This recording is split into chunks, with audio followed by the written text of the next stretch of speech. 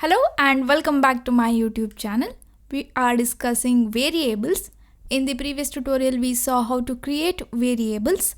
It is a simple process. We need to take variable name or text and you need to assign a value to it. And these are few examples. But while naming variables, you must follow few rules. So today we'll discuss about that, how to name variables and which rules we need to follow. So the first condition is variable names can only contain letters, underscore, numbers, alphanumeric character and underscore. So you can't use space or any special characters in variable names. So here we can see few valid names.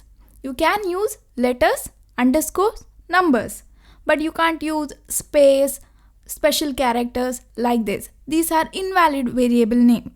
When I say you can use letters, underscore, numbers, that doesn't mean that you have to use all of these in your variable name. You can use only letters or letter with underscore, letter, underscore, numbers, letter, numbers, like that. Here also we'll see. As I said, you can use letters like x equal to 1. Done, it is valid. num1 equal to 20, valid. My underscore val is equal to 40, valid. Alright, so now if I take num val equal to 9, syntax error, invalid syntax. You can't use space in the variable name, right? So you are getting error here. Or if I use a special character like yes, 8 is equal to 89. Error, invalid syntax, because you can't use a special character here. Okay, so this is the first condition.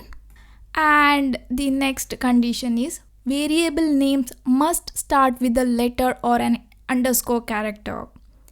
As I said, variable names can only contain letter, underscore, numbers, but variable names must start with a letter or an underscore character.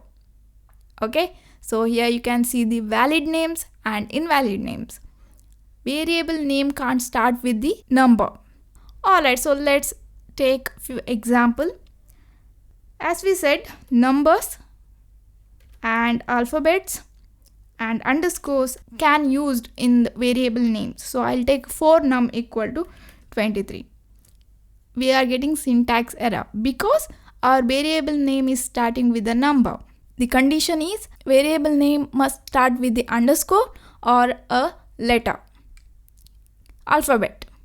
You can use num4 is equal to 89. It is valid.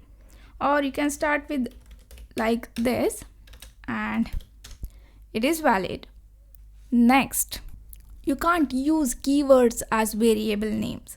Keywords are the special words which has specific meaning in programming language.